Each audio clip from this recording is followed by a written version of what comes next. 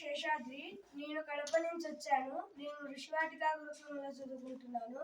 నేను మేధాగణలో చదువుతున్నాను. నా పేరు వంశీ. నేను విశాఖపట్నం నుంచి వచ్చాను. నేను ఋషివాటికా గురుకులంలో మేధాగణాలు చదువుకుంటున్నాను. నా పేరు వైష్ణవ్. నేను యుఎస్ నుంచి వచ్చాను. మేధాగణాలు చదువుతున్నాను. నా పేరు సుజన్. నేను కొత్తకోట నుంచి వచ్చాను. మేధాగణలో చదువుకుంటున్నాను. మేము ఇప్పుడు అష్టాధ్యాయిలో 4 శ్లోకాలు చెప్తున్నాం.